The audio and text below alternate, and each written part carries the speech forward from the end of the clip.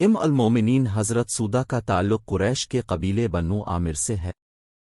ان کا سلسلہ نسب نویں پشت میں نبی کریم کے نسب شریف سے جا ملتا ہے۔ حضرت سودا کی پہلی شادی ان کے اپنے خاندان کے ایک جوان سکران سے ہوئی۔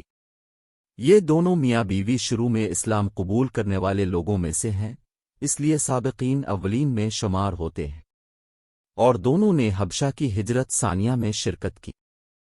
ابن سعد کا بیان ہے کہ سکران اپنی بیوی کے ہمراہ حبشہ سے مکہ مکرمہ آئے اور فوت ہو گئے۔ حضرت خدیجہ کی وفات کے بعد وہ دوسری خاتون ہیں جو نبی کریم کے نکاح میں آئیں۔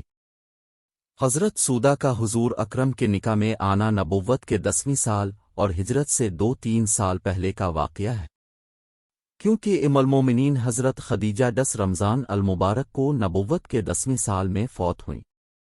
یہ ایسا وقت تھا جس میں خانہ نبوی کو کسی مشفق مہربان اور حوصلہ مند خاتون کی اشد ضرورت تھی جو بچیوں کی دیکھ بھال کر سکے۔ رسالت مآب کے علم میں تھا کہ حضرت سودا نے اسلام قبول کرنے کے بعد کیا اذیتیں اٹھائیں اور پھر سفر ہجرت کے دوران میں کتنی تکالیف برداشت کیں۔ اب وہ ایک عمر رسیدہ، مصیبت زدہ اور بیوہ خاتون تھیں۔ خانہ نبوت کی اپنی ضرورت اور مجبوری تھی، چنانچہ جب نبی کریم کی طرف سے حضرت سودا کو پیغام نکاح ملا تو انہوں نے یہ کہہ کر بخوشی قبول کر لیا کہ رسول اللہ، میرا معاملہ آپ کے ہاتھ میں ہے۔ یہ حقیقت بھی واضح ہے کہ اگرچہ حضرت سودا سے نکاح کے بعد مکی عہد میں ہی حضرت عائشہ سے بھی حضور کا نکاح ہو گیا تھا، مگر ان کی رخصتی ہجرت کے بعد مدینہ منورہ جا کر ہوئی تھی۔ اس کا مطلب یہ ہے کہ کم از کم 2.5 سال تک نبی کریم کے گھرانے کی ذمہ داری اور نگران صرف ام المومنین حضرت سودا ہی رہی۔ حضرت عائشہ کی رخصتی کے بعد عدل کے تقاضوں کے مطابق نبی کریم کی شب بسری 2 گھروں میں برابر تقسیم تھی، اس خیال سے کہ وہ عمر رسیدہ خاتون ہیں اور حضرت عائشہ نوجوان بیوی ہیں۔ فطرتی تقاضا یہی تھا کہ حضرت سودا کے مقابلے میں انہیں زیادہ توجہ اور وقت ملنا چاہیے، اس لیے انہوں نے اپنے حصے کا وقت بھی حضرت عائشہ کو دے دیا۔ شاید یہ بھی ہو کہ عرب کے معاشرتی رسم و رواج کے مطابق انہیں طلاق نہ دے دی جائے، چنانچہ انہوں نے عرض کیا، رسول اللہ، میں ایک بوڑھی عورت ہوں، شوہر کے ساتھ شب بسری کی بھی مجھے ضرورت نہیں، لیکن آپ کے نکاح میں رہنا میری آرزو ہے تاکہ آخرت میں آپ کی شریکت حیات شمار کی جاؤں، اس لیے میں عائشہ کی خاطر اپنے حق سے دستبردار ہوتی ہوں۔ چنانچہ ان کی یہ تجویز مان لی گئی، جس کا اصل مقصد نبی کریم کی خوشنودی تھا، مگر ضمنی طور پر جذبہ ایثار و قربانی اور صبر و قناعت کی دلیل بھی تھی۔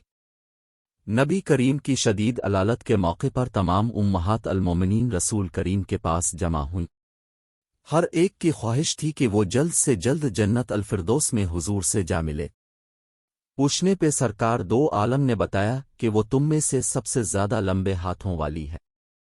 سب کا خیال تھا کہ چونکہ حضرت سودا طویل القد ہے، اس لیے یہ سعادت ان کے حصے میں آئے گی، مگر یہ استعارہ کی زبان میں تھا۔ لمبے ہاتھوں سے مراد سخی کے ہاتھ تھے، چنانچہ یہ سعادت حضرت زینب بنت جہش کے حصے میں آئی۔ حضرت سودا ایک زندہ دل خاتون تھیں، ہنسی مزاح ان کے مزاج کا حصہ تھا۔ بعض اوقات رسول اکرم بھی ان کے مزاح پر مسکرا دیتے تھے۔ ابن سعد نے نقل کیا ہے کہ وہ چھوٹی چھوٹی مزاحیہ باتوں سے رسالت مآب کو ہنسا دیتی تھیں۔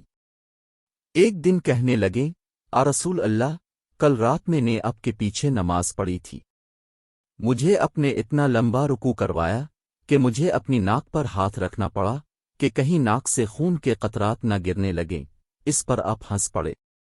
اگر کوئی اور بزرگ ہوتا تو شاید اسے نماز کی توہین قرار دے کر فتویٰ لگا دیتا، مگر اللہ کے رسول اس نیک خاتون کے دلی عقیدہ سے آگاہ تھے اور ان کی رگمزہ سے بھی واقف تھے، اس لیے برا منانے کے بجائے ہنسنے لگے۔